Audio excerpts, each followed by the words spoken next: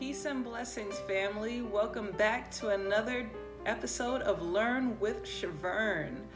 Okay, we're going to start off with a quote, the 3 fun facts of the day, and then jump right into today's topic, which is how to apply the laws of attraction to your want or wants. So today's quote is by Thomas Edison, and he says, just because something doesn't do what you planned it to do doesn't mean it's useless. Put a pin in that thought because we're going to circle back around to that after we're done discussing today's fun facts and how they tie into using the law of attraction to attract your wants. Okay, so in sports news, we have Rondo. He hopes to leave his mark with the Lakers and create, a bond between the Lakers-Celtics rivalry. So in the past, Rondo used to play for the Boston Celtics and won a ring with them, and now he is aspiring to win a ring with the Lakers. So kudos to you, Rondo. We see you out here doing big things. Keep it up.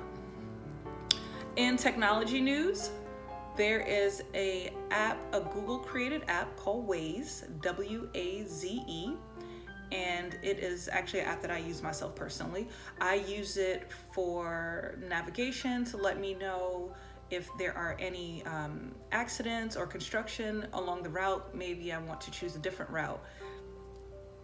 They've added a new feature on this app called the carpool feature. So for those of you that may want to save a little bit of gas money, or maybe something's wrong with your car, whatever the case may be, this could be a new outlet to use instead of maybe Uber or Lyft. This gives you a third option. So you can look into more of that on the Waze app, and it's free to download, FYI, on that. And lastly, on this day in history, Fannie Lou Hamer was born October 16th, 1917. For those of you not familiar with who Fannie Lou Hamer is, she was actually a co-founder of the Freedom Democratic Party. She was one of the leaders in the American Civil Rights Movement, as well as a community organizer and women's rights activist. So you can find out more about Fannie Lou Hamer on blackfacts.com. All right, now jumping into today's topic, we can remove the pin now with Thomas Jefferson's quote, where he says that just because something doesn't work for you doesn't mean it's useless. So yesterday's homework was for you guys to write down your want or wants, if you have more than one, and the things that are possibly blocking you from achieving those wants if time and money were not an issue for you. Well, if you're still searching for those answers, that's okay. There's no rush. Everyone reaches their journey and destination in different times. If you have, great. This video will be for you if you have written down your wants. So, let's say, for example, that you want a new car. A part of the 30 Days of Thankfulness Challenge in November is to take today's lesson and to make it come to fruition for the ending of November. Now, what do you mean by that, Shavern? Well, let's revisit a couple of things. In my first episode, I mentioned the 3 acts of self-love. So if you have been implementing those things, or have been putting some of those things into practice, or even still trying to maybe work it into your schedule, that's great. That means that you are one step closer to creating positive energies and auras to be released from you. In my second episode, we discussed the power of affirmations, right? The things that you say to yourself daily. I am amazing. I am spectacular. I am beautiful. For my fellas out there, I am handsome, right? These are your affirmations. And episode 3, we discussed the 6 type of people to avoid, right? Because the 5 people you spend the most time with are the 5 people that your energy emulates or mimics. So for example, if you hang around 5 millionaires, guess what? You're gonna be the 6th millionaire because they harness that energy and you'll tend to share their energy with them. In episode 4, we evaluated and start to delve into a little bit of why negative things are being attracted towards you, right? Because of maybe the things that you're watching, listening to, people you're hanging around, or things that you're telling yourself. In episode 5, we discussed the 3 reflections of self, right? So the 3 reflections of self, and I'm going to tie this all in just a minute. Your first reflection of self is me, myself, and I. Your second reflection of self are the spaces where you spend the most energy: work, home, car, wherever you spend the most energy. If it is a area that is cluttered, disorganized, that is your second version of self. You want to always keep that clear. Third reflection of self are the people that you interact with on a daily, your 5 common people that you interact with. How you interact with them also speaks to you, the inner god or goddess in you. Okay? And then episode 6, we discuss how to find your purpose. So we're going to tie all of these things in together. Yesterday, we discussed identifying your want. If you have identified your want, you have been affirming to yourself every day, hey, I'm amazing. And you've been telling the universe every day, I am amazing, and affirming that, speaking positive words to your first and third self, right? You want to always speak positively, not only to and about yourself, but to and about others.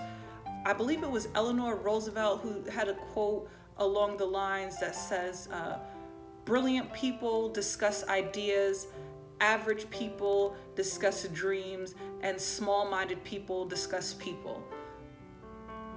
That works hand in hand. So if you find that you are attracting yourself or getting sucked back in, because again, we're still in the learning, relearning, and unlearning phase. In episode 10, I did mention that we are all still learning every day new behaviors, unlearning old behaviors, and relearning new behaviors that can benefit us, that we may not have known before, that may have been harming us. And learning should be a daily thing, as I mentioned previously. In episode 9, we discussed the power of spelling, or spell-ing, hence the reason why you want to write down your want. You want to put your daily reminders, as I stated yesterday, up on your dashboard, on your mirror, in your house, at your desk. You want to put your daily reminders of what it is that you want. If your want is a new house, if your want is a material thing, then great, that's what you write down. If your want is a physical thing, then great, that is what you write down, right? And you remind yourself daily that this is what you want, to constantly reaffirm that same idea in your mind. Just like children, our brains learn through repetition. So the more you constantly remind yourself about this thought and idea that you want to come to fruition, the more energy you give to that thought, the more power you give to it. Okay? So here's a disclaimer. Your want has to be your main focus for a minimum of 30 days. So this is what you do.